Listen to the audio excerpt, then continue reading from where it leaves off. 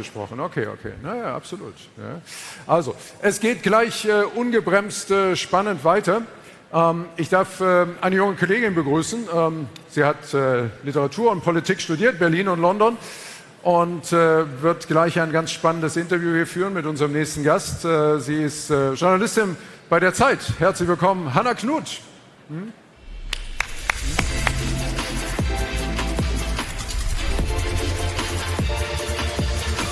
Hallo Hannah. Hallo Kai. Moin. Moin. Für alle, die dich jetzt aus dem Zeitkosmos nicht so kennen, welchen Bereich bist du dort bei der Zeit? Was machst du da? In der Wirtschaft bin ich. Ich schreibe über Medien, Tech, Klima, Ja. alles was Dann ansteht. bist du natürlich mit unserem nächsten Gast hier jetzt bestens bedient. Hast einen spannenden Gast und ich glaube auch für euch mega interessant, denn er ist einer von denen, die die ganz großen Künstler im Entertainment-Bereich in den USA repräsentieren, ne, unterstützen in ihrem Markenaufbau und allem, was sie so tun. Und du wirst jetzt versuchen, alles aus ihm herauszuholen. Ja, ich werde vor Meine Damen und Herren, wir freuen uns auf Scooter Braun.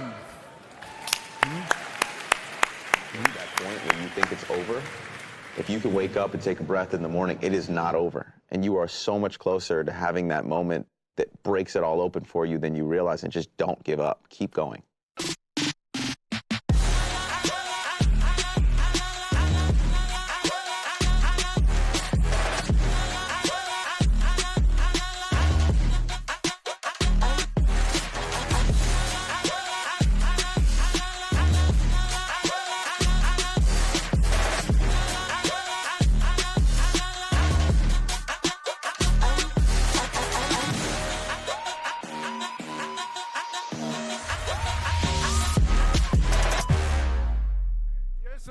Herzlich willkommen, Scooter Braun. Viel Spaß, Hannah.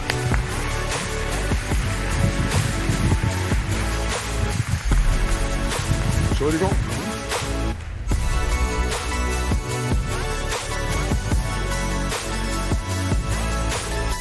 Do I hug you or? Huh? You can sit there.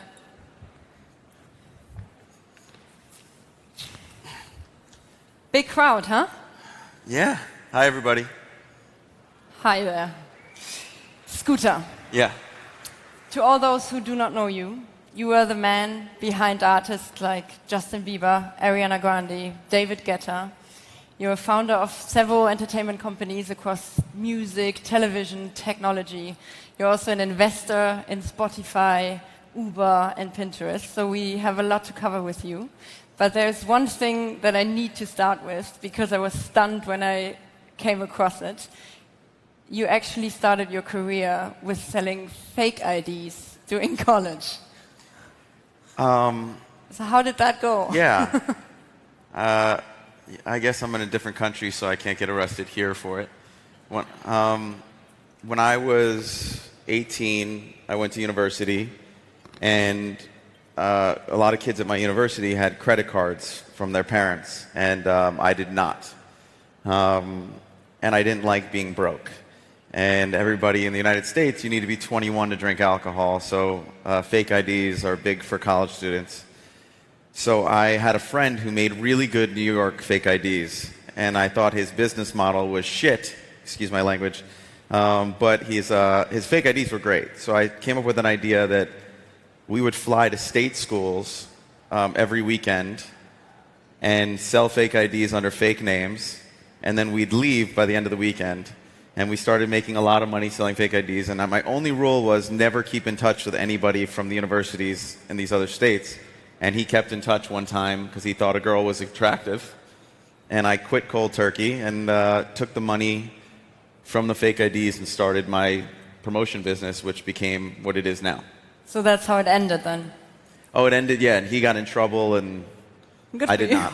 But now you're telling everyone, so I'm going to get in trouble the moment I get home. Would you say you benefit from your selling fake ID skills today? And if you do, how?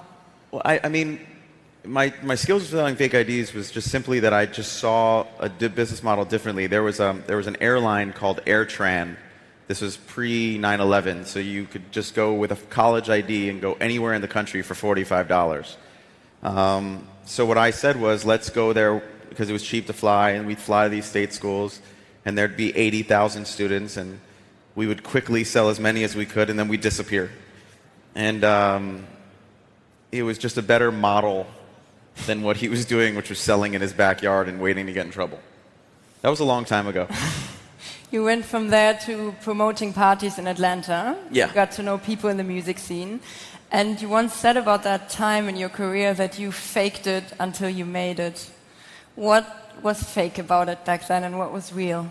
I think when you're young, and you're a young entrepreneur, but especially when you're young, you have this kind of youthful arrogance about you, or naive. You're naive. I just didn't know, how do I explain it? When I was a child, my father, every night before we went to bed, me and my brother shared a room, and every night before we went to bed, my father would walk in and say, "Boys, you're special, and I hold you to a higher standard." And he said it every single night. "You're special, you're different, I hold you to a higher standard." And I think after 18 years of hearing that, I started to believe it. I was like, well, why not me? And as I went into the business world, I thought, well, why not me? And I went to university in Atlanta, Georgia, and Atlanta hip-hop was taking off. And I thought, well, why not me? Why can't I be in these circles? Why can't I meet these people? And I took the fake ID money and I started throwing parties. I took the party money and I bought a Mercedes-Benz on eBay, all cash. How much was that? It was all the money I had at the time, which was $30,000 cash. And it was a purple Mercedes with rims, shiny rims. Oh, God. And I would drive it to where the hip-hop parties were, and they would think that I was killing it, and the truth was all I had was this car. You were actually broke. And yeah, I was broke. I was 19, 20. But I had taken all the money that I'd made and kind of put it in that, and then I would go and I would hang out with them at the party, and then I'd say, I have a party on Thursday, you should come. And they all started kind of coming back and forth, and I built this business, and by the time they realized that I didn't have anything, they had helped me build it. And that's why I'm still friends with these guys to this day, and so grateful, because everything that myself and my company's been able to build has been on the shoulders of so many people who helped us. So you've built your own management then at the age of 26, and it basically all started with you spotting a 12, 13-year-old Canadian boy on YouTube called Justin Bieber. How did you come across this video? So just to give a little background, I was 20 years old. I dropped out of college because a guy named Jermaine Dupree saw me doing the parties and he said, hey, you should come work with me. And I was lucky enough that I started working with Jermaine, and he was making Usher Confessions, Emancipation of Mimi from Mariah Carey, and I got to learn from him. I was a 20-year-old vice president of a music label. Then I dropped out of school and I did that, and then I left at 24, and I said, I'm going to start the company that I have now. And when I was 25, I found a guy named Asher Roth, which had a big song called I Love College, and then 2 months later, I saw Justin on YouTube. And I was actually consulting for Akon, another artist, because that's how I was making money to get by, marketing consulting. And on YouTube, related videos, really small, there was a kid, and I thought it was the same 21-year-old, and it was a 12-year-old. So it was an accident? It was an accident. And when I clicked on it, I saw this 12-year-old singing in this church. His mom had uploaded these videos. And I thought, here's this kid singing with this angelic voice, and he's singing love songs, and he's making... I was a big Michael Jackson fan. I thought, Michael and the Jackson 5, he'd sing these love songs that made you believe in love again. And I think with Justin, I said, this is missing in the marketplace, and I kind of saw it all. And I said, I just need to find him. And that's what I did. How did you find him? I Googled the background of the church sponsors. And one of the companies was only in a part of Ontario, Canada. And then I called all the school boards in that part of Canada looking for him. And then his mom called to get rid of me, and I convinced her to get on the first plane he and her had ever been on. And you got them to the US? I brought them to the US, and then we went on a ride ever since. And I've read that they lived illegally in the country? I will not answer whether he was in the country legally or illegally in the beginning. I'm sure it would have been possible to get them some fake IDs. Yeah, he was. He definitely came in. We figured it out in time. It worked out. Well, what made you believe in him back then? I mean, you were so young. You saw him, but I mean, you also had to trust your own sense of spotting a talent, the right talent. No, I think people get asked this question a lot, and I think the way I describe it, it's almost like if you're dating and you fall in love. You can't explain to someone why you found someone that you've fallen in love with. There's this feeling that happens inside of you when you meet that person, you fall in love. And I think the same thing happens when your gut goes off for business. You know, when I saw Justin, I saw everything so clearly until he was 18. And when I saw Ariana singing online, "Dying in Your Arms," one of our songs, I saw it clearly. When I saw Psy with Gangnam Style, I saw it clearly. When I heard Call Me Maybe by Carly Rae Jepsen, it's like these moments that kind of just happen, and it was... And can you describe what it is that you see? My arm tingle. No, I'm kidding. No, I can't. I think it's truly like when you fall in love. It's just like this sudden feeling of like, you know. And I've always believed that you can follow all the data that you want, but if you don't trust your gut and you follow the data and you're wrong, you regret it the rest of your life. You say, I should have trusted myself. But if you follow your gut and the data says different and you get it wrong, you can live with that. You can move on with your life. You can say, I can go on. I trusted myself. And I think, what are we all doing this for? It's for a sense of happiness, some kind of contentness that you're looking for in life. You can be right 100 times, but if you're not doing something that makes you passionate or makes you happy, there's no point in doing it in the first place. So I feel like following your gut is one of the most important things you can do.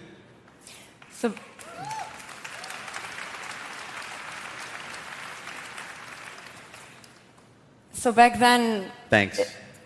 That was very kind, thank you. So back then, actually many labels passed on Justin? Everyone's passed on everybody that I wanted. The only reason I had Ariana Grande is because Nickelodeon, which had her as a secondary character on a TV show, literally had the contract rights, and they gave them up because they said she's not a star. And that's how I was able to sign her, because they didn't want her. And Republic Records and myself saw what it was, and she's one of the most talented people I've ever met. I mean, almost all the major stars I've ever worked with in my career are people that got no's along the way. And you brought them in then?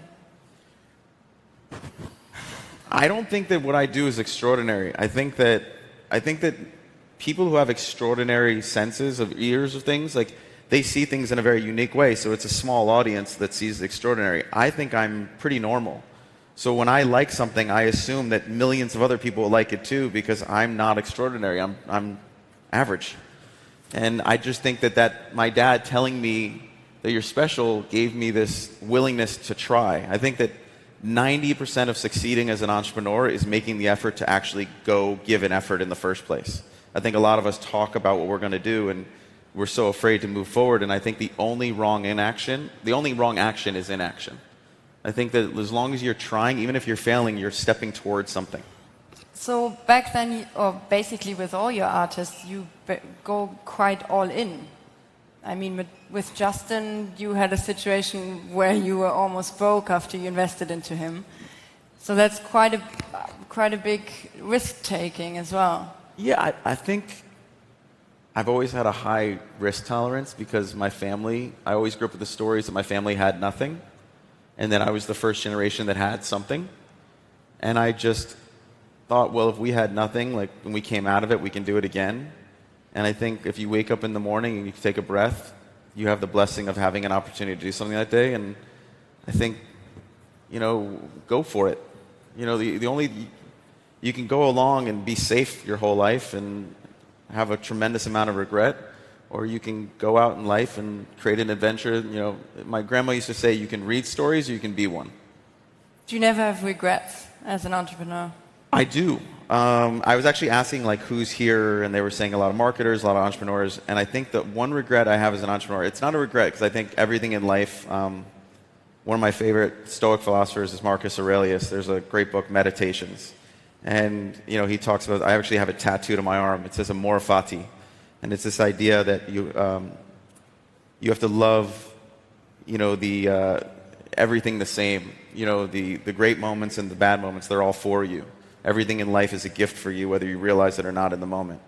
And I think that, so it's not truly regret, but something I've learned as an entrepreneur that I wish other entrepreneurs knew that took me too long, is I feel like with an entrepreneur, there's a certain sense of confidence. You're going out and doing it. But underneath, you're so desperately afraid that someone's going to figure out that you don't know what the hell you're talking about. And there's so many nights as an entrepreneur where someone thinks you're killing it, but you're crying yourself to sleep because you're so afraid of, like, how am I going to keep this going? And I think what I wish someone told me, and I'm 41 now, and it took me till I was 39 to do this, is I take 1 week a year, no phone, no email, to do self-work. And if I could give any entrepreneur advice, take 1 week out of the year. Don't be afraid that you're not going to be able to maintain the future. I was so busy maintaining the future that I couldn't even see what was happening in front of me at times. And I think taking a week out of the year to learn meditation, learn breath work, heal the stuff from your past, it will be so much more valuable to you, your family, and your friends than any amount of success you're going to have, and you're going to enjoy the success more because you're going to know yourself better. So I would welcome all you guys to do that, because I think it's one of the most important things that I wish I knew and took too long. We're now 15 years later, and you have merged your empire, your company empire, with Hype, a Korean entertainment giant, in a $1 billion deal. Why did you do that? Like I said, I liked stories, and I was at that point where I was doing this self-work, and I was going through different things, and we were building, and I met my partner now, Chairman Bang, and we started talking on Zoom very privately, and he had built the group BTS, New Jeans, all these huge groups out of Asia, and we had a very similar story of just starting off with a dream and kind of pursuing it, and we started having conversations on Zoom. No one knew about them. And he had Just the two of you? Just the two of us. And he had gone public, and he was trying to make a play to bring us together. And there was, I think, the fourth Zoom, he said to me that in the West, everyone talks about transaction. You know, how are we going to do this deal? What are the terms? Transaction, transaction. He said, in the East, we don't talk about the transaction. We talk about what we're going to do together afterwards. And he said in all 4 Zooms, not once had I talked to him about the transaction. We talked about life, we talked about philosophy, we talked about our love of culture and music and film and art and what we could do together. And he said, I don't care what the diligence says, tell me what needs to happen, I want to get this deal done. And I found kind of a brother on the other side of the world. And we decided to kind of come together because we thought we could build something new and do something together. And I also liked that he was forward-thinking, he was making investments in AI, he was making investments in gaming, and I just saw a unique opportunity to build the story and go on another fun adventure. How would you have seen the future of your company without that? I thought the burden was too much on me and some of the people in the company. I thought it was nice to have some other partners and build something together. I have an 8, 6, and 4-year-old, and at this point in my life, when I'm with them, they get 100% of me. So I needed help, and I think that you can go through life knowing, this is the thing about scaling. People say, oh, hire the best people and they're going to do the job as good as you. It's a blatant lie, and I want to be clear about this to people. If you're good at your job and you have a sense of what should be done, then you are going to be the best person who does that job. If you want to build a company, if you want to have a quality of life, then you have to be comfortable understanding that someone else is going to need to do that job at certain points, and they're going to do it to the best of their ability, different than you. Doesn't make it better, they're going to do it different. But that allows you to scale a business. So I had to come to terms with the fact that what I had done, and I've been so hands-on for so long, if I wanted to build a life that had a bigger company beyond me, and also have a life where I could be the father that I wanted to be, I had to start trusting people more and more. And that's what I was able to do and scale the company. And is everything exactly the way I want it? No. But is it far beyond whatever I ever could have dreamed of? Yes. What is not the way you wanted it? There's just moments when you're in it, you can see, I want to do it this way, I want to do it that way, I know the moment to pivot. And you're going to miss those moments from time to time when you're giving it off to different people and scaling. But you also can't do everything on your own when you're building a very large business. And Warren Buffett has this really great line. He says, build a business an idiot can run, because one day an idiot will. And I haven't really built that business yet, but I have brought a lot of brilliant people in, and I've been able to scale the business in a unique way, and I'm getting to spend more time with my children than I've gotten to spend in the past, and that's my priority. So we've not only seen these kind of deals like you did with Hype across labels and companies, even artists started selling their own work now, the rights of their own work in exclusive deals. Justin Bieber, for example, just sold his music rights to an investment company called Hypnosis, and we've also seen it with other artists like Shakira, Justin Timberlake. What's your take on that? Look, my take on it is it's an investment play. I think it's not like their music is disappearing. It's not like they can't turn on and listen to it. It's not like they don't have the rights to perform it or continue working with it or receive their royalties. Every deal is unique, but you can collect royalties at a certain rate for the rest of your life per year, or you can look at a marketplace that might be down. If you look at anyone who's been successful or has become wealthy, they've made their best investments in a down marketplace. And if you can collect 18 to 25 years forward of revenue in that moment and deploy it in a down marketplace, you might be able to make a better return on your capital than just collecting those royalties. So artists are thinking about that in that way. And when there's a bidding war between all these companies for this value, that demand is driving the value up, and people are deciding what's best for their life. Some people should sell, some people shouldn't. And I think you assess it and you make the decision of what's best for you.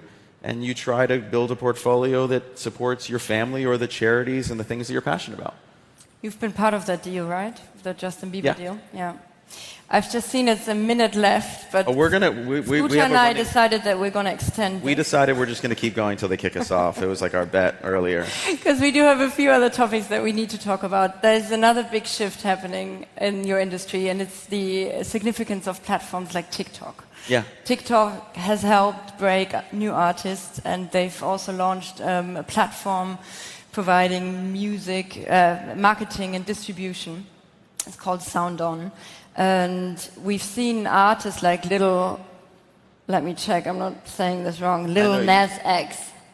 Is that correct? You want to know if I think it works? Yes. I want to know if you think that TikTok can replace the classic music label. Look, I think the classic music labels are the largest owners of catalog in the world, so a lot of these rights and the music that we love are with them, so I don't think they're going anywhere. I think that technology is the reason why we have a music business. I think that the radio is why the distribution of music happened and why the music business happened in the first place. I think that whenever the music business tries to deny technology, it's making a drastic mistake. We saw it with Napster and then Daniel Ek, a business that I was told was failing and you wish you were in the 80s, in the good old days. Now it's more valuable than it's ever been because of a guy named Daniel Ek. A European company is the reason the music business is as big as it is right now. And I think that whenever you deny it, AI is coming and people's voices, people are freaking out. You can't deny these things. There's one point where people said, oh, these digital instruments, the recreating real instruments, that's not real producing. We don't say that anymore. There was once something called the plow. Then came and people said, oh, this is not farming, and and then it created an entire industry, but it's going to take away jobs. The most successful societies are a productive society. How distribution of wealth happens, we don't know yet, but I think all these things that technology are just bringing more productivity, and I think that we're going to need to adapt them. It's going to change, but the one thing that will never change is how music makes us feel. And that demand is never going away, so we'll always find a way to create value for that demand, and we'll work around it. So I think TikTok is going to be another, and already has been another way to, create a demand for music. But there'll be others, and it'll continue to grow. And as long as we want to hear music, which is never going away, there'll always be something evolving. There's probably some kid in here listening right now who's going to create the next big thing that we don't even know exists yet. How about AI? I mean, there's been AI fake hits by Drake and The Weeknd, I think just last month. Do you think that also counts for an AI? Well, I believe it's the same thing. I don't think AI is an invention. I think it's a discovery.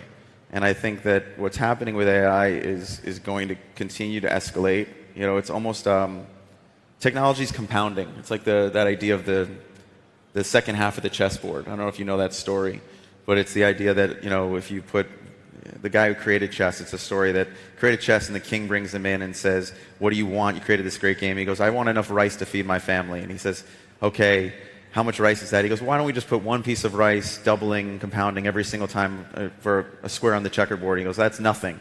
Not realizing he's given him over 1 trillion pieces of rice. The next 25 years of technology is going to feel like what the last 50 is. So think about 1980s to now and how different the world is. That's going to be accelerated in the next 25 years. So when you say AI, it's happening. It's whether we're going to adapt to it, and we naturally are. It's when you're trying to fight it and say it's not going to happen, it's almost ridiculous. We're just going to create it as a tool. I don't think AI is going to take over. I think we're going to use it as a way to iterate. We're going to produce from it. You're going to go to AI and say, hey, here's a prompt. I'm looking for an idea. You're going to take that idea and make it better. We're always going to find ways to work with technology, my personal opinion. And I also think it's great when you look at companies like OpenAI with Sam Feldman. He's asking for regulation. You know, it's really cool to see a tech founder asking for regulation and understanding what this is. And I have no idea what the world's going to look like in 30 years, but I know it's going to be probably more productive. Do you think your next Justin Bieber could be AI generated? I don't know about that. I think that AI could take someone's voice and maybe be a tool that we use in music in the future in a very unique way, in a way that we never understood. But I still think we could all watch chess right now. We could watch a computer play chess better than any human being on the planet. But you still don't want to. You still want to watch two human beings come together and play that game. Even though you know, if you want to see the best version of it, you could watch a computer do it. You could watch AI do it. We're still going to want to see someone come up and have that human emotion. And I think that is a beautiful thing. It's why live sports are the most watched thing right now. We still want to root for something. We still want that passion. And that's a human behavior that we're not going to lose. Can you tell, though, if a song is AI generated? When you listen to the song from Drake and The Weeknd, the fake one, could you tell that it was fake? So I will say this. There's moments you could tell where they can't go a certain amount of soul. But like, there was one recently with Ariana, which I was like, damn. That's good. I know this girl's voice really, really well. And I was like, that's pretty good. How did you find it? Someone sent it to me. It was all online and someone sent it to me. And I just think these things are going to change our industry. They're going to change the way we produce. They're going to change the way we do things. I don't have an interest in fighting it. I have an interest in participating and understanding how it can further what we're trying to do. And I don't want to be fighting Napster knowing that Spotify is right around the corner. I want to figure out, you know, it's like we talked earlier, you have a family member who's new to the music industry and you were like, I'm going to get in trouble if I don't play you something. And what did I say to you? I said, I'm 41 years old. I'm turning 42 next month. I can give her the best advice in the world, but I'm not the one she wants to be talking to. And there's all these amazing... She wants to talk to you. But there's all these amazing tools where she can talk directly to the audience and the peers and the people that she needs to speak to. And I think that people need to realize when you talk to someone powerful and you say, hey, can you help me? They usually pick up the phone and say, of course, I've known that person for 20, 30 years.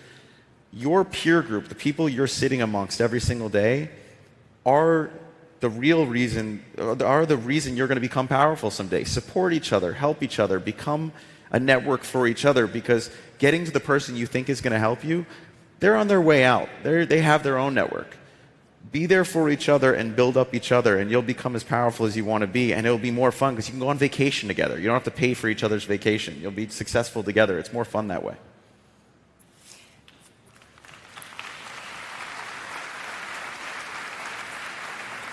Just go for it. I know that we're going to get in trouble. We haven't heard the music yet. I haven't heard. I was just wondering. Have you heard any music now? No. Don't play it. Don't play it. We'll be at the bar. Don't worry. We're having fun. We have two more questions. I do want to ask you one more thing about AI. If you look 15 years ahead from now, how do you think it will have changed what you do?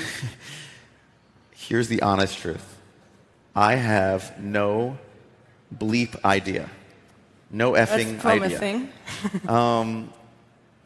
Like I just said, the acceleration of technology is going to be so rapid and such at a faster pace than we can even comprehend at this point.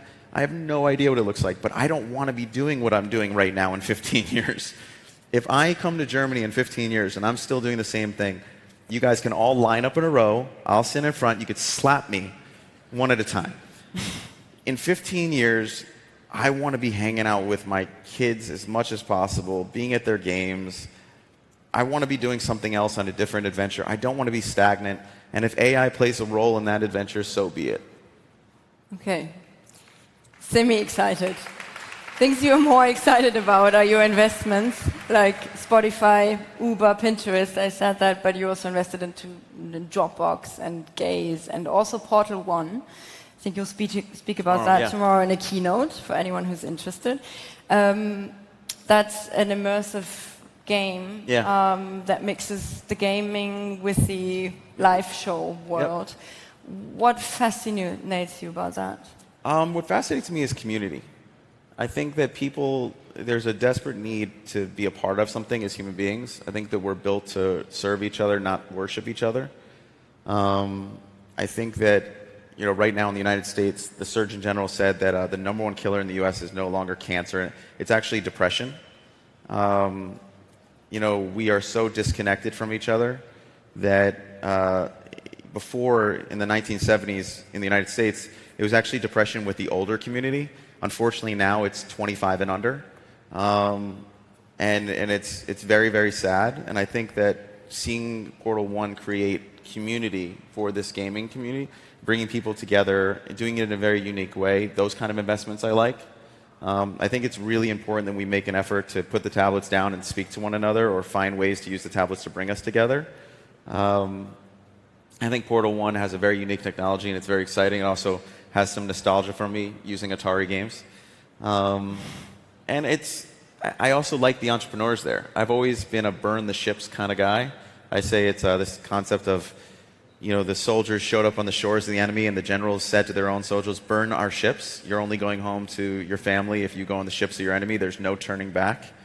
And when I met entrepreneurs like Travis from Uber, I met Daniel Ek, I met people who I just felt like they're going to figure it out no matter what. There's no turning back. They might pivot 6, 7 times, but they're not going to ever retreat. And I like that. Is there any German startup you're also looking at? I'm sorry? Is there any German startup you're looking at as an investor? I can't hear you even though there's a giant microphone. Are you also looking at German startups?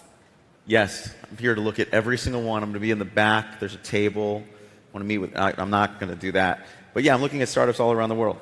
And our fund is constantly looking at every single place. And actually, Germany, we were talking about it before I came here. They were saying some of the most impressive startups are showing up out of Germany. So I'm actually really... This is much more... There are a lot more people here than I expected. How about some German artists?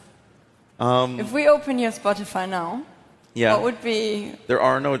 Here's the deal. I got really excited when I used to come to Germany on promo trips just because you have the band Scooter. Have you met them? I got to meet them. I was so pumped. I was like, I'm in the family. We're the same. I was like, we're the same.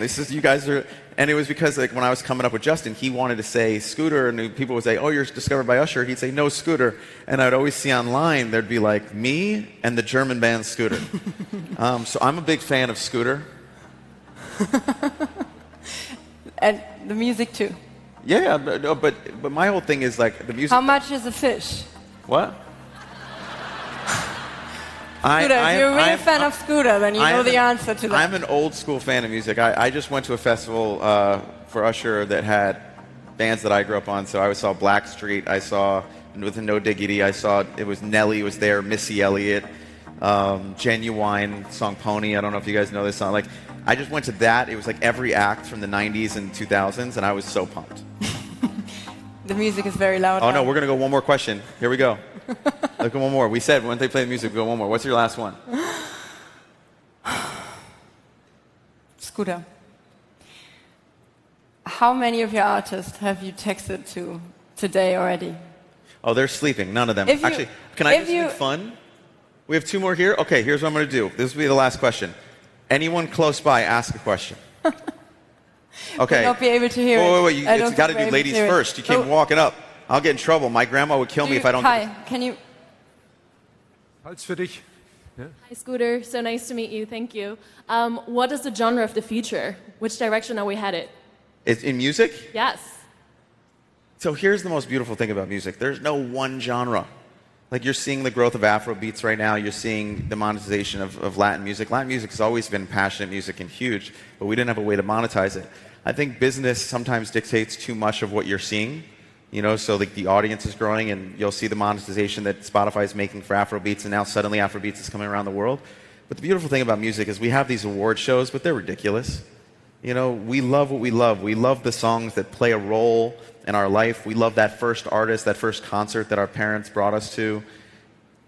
As long as someone is making something in an artistic way and it touches us, that's the genre that we love. And there'll always be these cycles.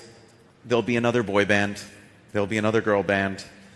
There'll be another rock band. There'll be someone wearing, doing grunge. But I think the most beautiful part is that no matter where you are in the world and what language you speak, that melody can move you. And we all can anticipate a melody together and participate in together. So I think the genre that works is that music is that universal language.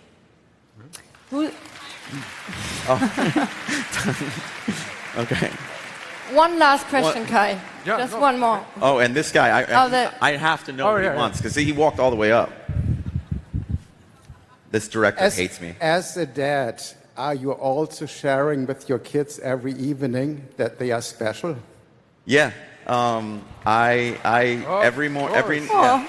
Yeah. Give it to him. Give it to him. My son pulled out his tooth last night before I left. So the tooth fairy's coming. And because I was leaving and I wasn't going to see them this whole week because I'm in Europe this week, I actually did a hot tub late night session. I have a hot tub. So put all three of my kids in the hot tub with me, and we stayed up to watch the stars. And I tell them the exact same thing. The one thing I do different, because I've done this self-work, is my parents, loving parents, but they always told me when they were proud of me. And I think that we as children misinterpret that. Yet we give our parents unconditional love. And I went through life, probably made me a better entrepreneur, thinking that I had to earn love. That if I did this thing, then people would like me. If I was Scooter, then the world would love me. And I didn't love Scott enough, my real name. And I now, every night before my kids to sleep, I always tell them, I love you exactly the way you are, for exactly who you are. There's nothing that you could do that can make me any less or more proud. I'm always going to be proud of you. I don't just love you, I like you. And that's what I tell them before they go to bed. That's a beautiful end, I think. Thanks, Scooter. Last one or we're done? Unless someone from the bar. I think this will be endless otherwise. Yeah. First of all, big thank you to Hannah Knut for your interesting and exciting questions. Great interview. Tell me backstage what it was. Scooter. What was it? We have one more question from the bar. Okay. Peter was waiting all the time. Thank you. Actually, that was exactly the question I wanted to ask. What's the mantra you're trying to instill in your kids? You can stay here. My kids. How the world is changing. Here. I'm still mic'd up. I'm like looking at your microphone. Hi, Peter. Hi, Scooter. What else do I want to instill in my kids? Yeah, no. What's the mantra you're trying to instill into your kids? What's the value you're trying to teach them, basically, looking at how the world is changing, everything we spoke about? My kids are growing up very, very different than I did. And I grew up very different than my parents. My mom's dad died when she was 11 years old. Her mom barely had a high school education. Her and her sister were the first people to go to university from her family. My dad was a refugee from Hungary. He was the first person with his sister to go to university. So I look at the life that I've now been fortunate enough to create for my children, and it's a level, I'm being very honest with you, it's a level of wealth that no one in my family has ever experienced. So I constantly was asking people who've raised great kids in this position, like, what did you do? And I've come to kind of two conclusions. One, accountability. I think teaching them accountability in life, teaching them where they came from, that their great-grandmother worked in a sweatshop. My father's whole life, yet she was my hero, and understanding that everyone has a job to do, but everyone doing a job is someone's hero. Treat them with respect. Be accountable to the world around you. The second thing, which I've recently discovered, is I think it's really important to let them have their own identity.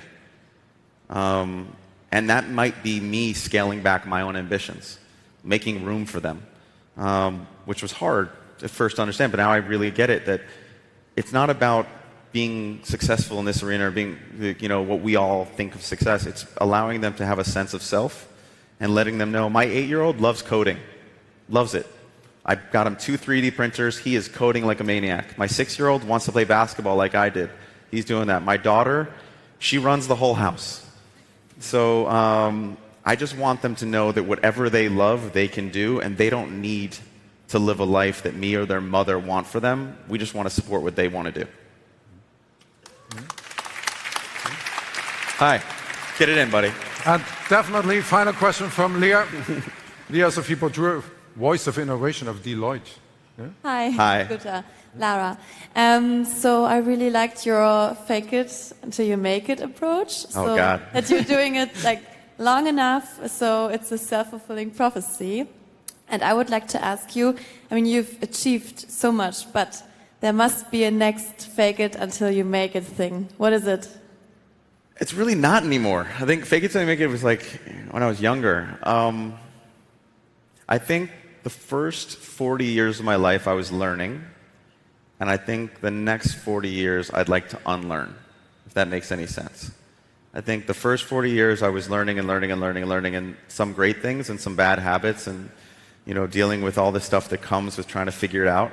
I think the next 40 years, I want to. My grandmother, before she passed, used to say, being mature is loving your 12-year-old self. Before you become a teenager, before you get jaded and all these different things. And I think I want to spend the next 40 years loving my 12-year-old self, you know, allowing people to see who I really am. Because as an entrepreneur, I was always building and being Scooter. And you can call me Scott if you want. 3 years ago, I wasn't even comfortable with that name. Now I actually love that name again. And I think I want to spend the next 40 years allowing people to see who I am and know that I can love the essence who I am, not the achievements. And I think that's another advice I'd give to entrepreneurs. Jeff Bezos says that entrepreneurs are the most misunderstood people in the world. And I think entrepreneurs are misunderstood because we're so afraid to let someone in on our journey. We know we want to do the right thing in the end, and we're building, and our journey gets completely misinterpreted. But that's also on us because we're not including people in our fears and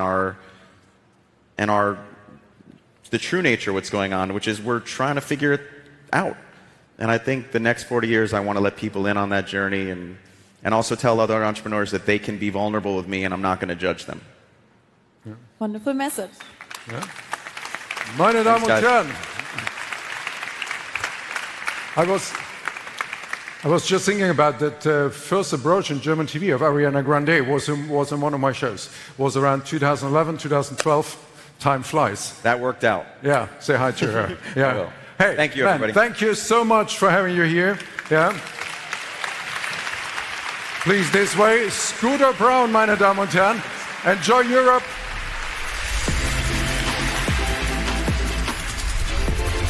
So interesting.